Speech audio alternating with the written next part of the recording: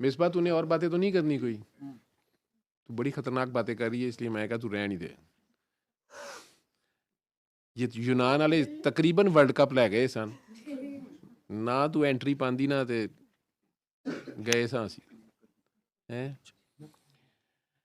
हमारे घर घर में मिसबा है, ये याद रखना। ये घर जो आबाद हैं, ये नगर जो आबाद हैं, इनमें हर घर में कोई मिसबा है जो कुर्बानी का बकरा होती है, जो अपनी मैं के ऊपर छुरी खुद चलाती है, अपने नफ्स को छलांग जाती है और उसके नाम पे, सोने के नाम पे ज़िंदगियां बिता दी हैं। ऐसी ऐसी खूबसूरत कहानियां हैं और ऐसी ऐसी नस्लें वहाँ से चली हैं, लोगों को पता नहीं है। वो एक काकी की कुर्बानी होती है, उसकी दर्द आशनाई होती है, उसकी दर्द से प्यार होता है।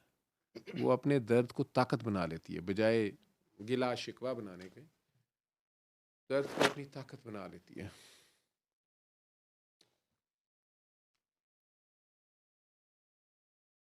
वहाँ भी होंगी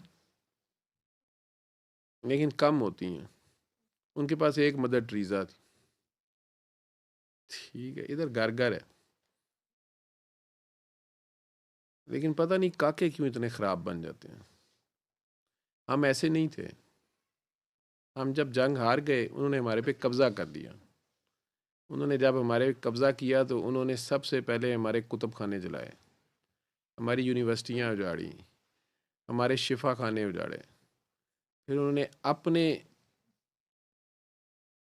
मर्ज़ी के मौलवी, मुल्ला, ब्राह्मण, वो क्या होते हैं, पूज मंदिर के जो होते हैं बड़े पंडित, ये इस इलाके में घुसेड़े। ठीक है, हर मज़हब में, हर इलाके में। इस मुल्क में जंगें तो होती थीं, लोग आपस में लड़ते थे, मुख्तलिफ़ जगहों पे मुख्तलिफ़ बादशाहियाँ थीं, कहीं छोटी कहीं बड़ी, लेकिन इखलाकियात जो थी ना, वो बड़ी हाई लेवल की थी। वो इखलाकियात उन्होंने तबाह की हैं हमारी। उन्होंने हमें पैसे के चस्के पे लगा दिया, हमारे अंदर से हया ख़त्म की उन्होंने। लेकिन हमारी काखियों में अभी है। इन्हें काम भी करने जाना पड़ जाए, सिर से दुपट्टा भी उतर जाए, ये काम करने जाती हैं, मर्दों की तरह जाती हैं। आप तो मीलों हज़ारों मील दूर हो, पीछे से आपकी इज्जत लेके बैठी है। और भी माशाल्लाह बहुत कहानियाँ। बेहयाई भी है यहाँ पे, मर्दों की वजह से। मर्दों को इस राह पे डालने में भी औरतों का भी कुछ का हाथ होता है, इसमें कोई शक नहीं है। एक माँ जो है वो ख़ानदान, कौम, मुल्क बना भी सकती है, उजाड़ भी सकती है। ऐसी माएँ भी हैं जो बच्चा आके किसी के घर से अगर बात करने लगे कि उनके घर में ऐसे था, तो वो डांट देती हैं कि ये चुगली है, वहाँ की बात इधर नहीं सुनाओ। मैंने खुद ऐसी बारातें गांव में अटेंड की हुई हैं बचपन में। हमारे गांव में बाप तो ये कहते थे कि उठूं तेरा जनाजा ही निकले जब भेज रहे होते थे, लेकिन माएँ ये कहती थीं, हम छोटे छोटे होते थे ना, तो हमारी जगह घुस जाते थे गाँव के बच्चे, वो दुल्हन के पास भी घुसे हुए हैं, जहाँ से वो आखिर में जा रही, माँ गले लगा रही है।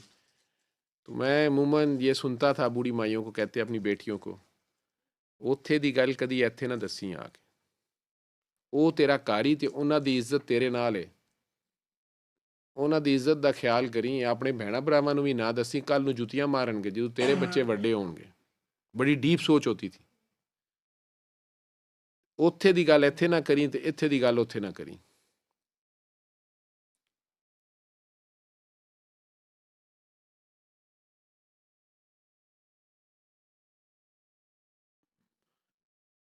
अब तो पहले दिन ही नाश्ता लेके जाते हैं, साथ पूछ रहे होते हैं तमीज से बात की फलानी नु खिंच के रखी, ये भी हैं कई। ठीक है, बस अल्लाह हम सब के हाल पे रहम करे। हम सारों के लिए बेहतरीन मिसाल जो है ना वो नबी करीम सल्लल्लाहु अलैहि वसल्लम की।